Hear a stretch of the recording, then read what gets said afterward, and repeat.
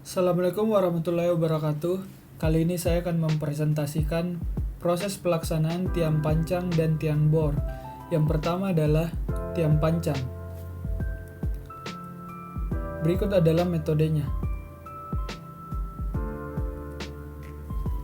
Menentukan titik pancang dengan memberi patok, kemudian menentukan pada kedalaman pemancang harus dihentikan berdasarkan data tanah dan data jumlah pukulan terakhir. Pemancangan dilakukan dengan mengangkat dan menjatuhkan hammer secara kontinu ke atas helmet yang terpasang di atas kepala tiang.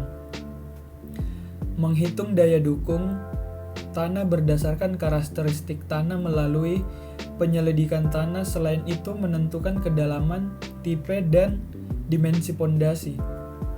Mendirikan tiang pada titik yang telah dipatok. Di samping driving lead, kepala tiang dipasang pada helmet yang telah dilapisi kayu sebagai pelindung dan pegangan kepala tiang. Pemancangan baru dihentikan apabila telah dicapai final set sesuai perhitungan. Adapun keuntungan dan kerugian. Berikut adalah keuntungannya. Dapat dilaksanakan dengan cepat, kualitas tiang lebih terkontrol, dan dapat digunakan bila dijumpai lapisan tanah lunak dan muka air tanah yang tinggi. Kerugiannya adalah menimbulkan getaran yang dapat mengganggu lingkungan, tidak dapat menembus lensa pasir padat kecuali disertai dengan pengeboran.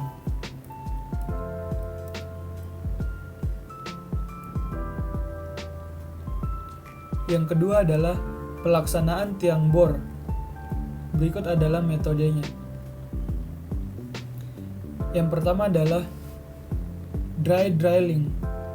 Tanah dibor dengan menggunakan mata bor spiral dengan cara memutar mata bor dan diangkat setiap interval 0,5 meter.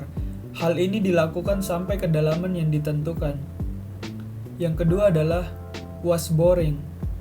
Tanah dibor dengan mata bor crossbeam X, desain sesuai kebutuhan. Pengikisan tanah dibantu dengan tembakan air lewat lubang stang bor yang menyebabkan tanah yang terkikis menjadi lumpur dan terdorong keluar dari lubang. Air terus mengalir sampai sisa tanah terdorong keluar lubang seluruhnya. Yang ketiga adalah pembersihan. Lubang bekas bor kemudian dibersihkan dengan alat pembersih khusus dengan ukuran yang sesuai dengan diameter lubang bor. Pembersihan lubang bor ini dilakukan untuk membersihkan lumpur dan tanah bekas galian yang masih tersisa. Yang keempat adalah pemasangan besi dan pipa tremi. Kerangka baja tulangan yang telah dirakit diangkat dalam posisi tegak terhadap lubang bor dan diturunkan dengan hati-hati agar tidak bersinggungan dengan lubang bor. Setelah rangka tulangan terpasang, pipa tremi dimasukkan sesuai dengan kedalaman lubang bor.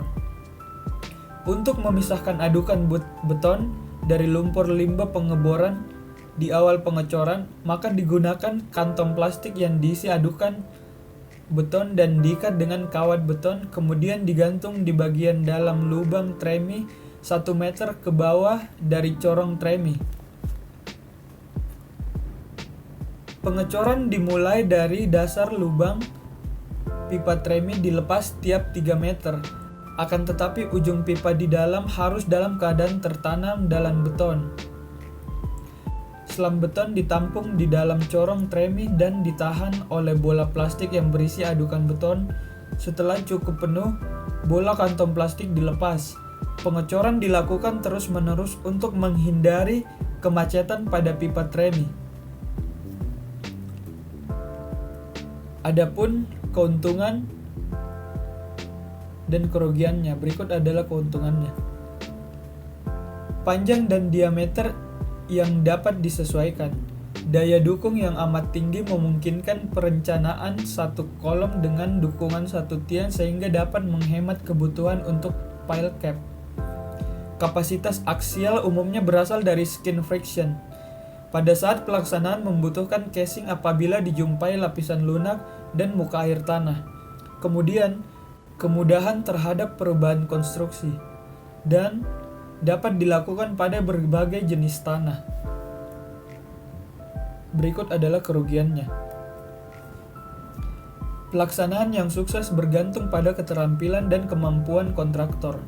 Kualitas tiang tidak dapat dikontrol, dan dapat terjadi tekanan artesis yang menerobos ke atas. Sekian dan terima kasih. Apabila ada salah kata dan kurangnya mohon dimaafkan. Assalamualaikum warahmatullahi wabarakatuh.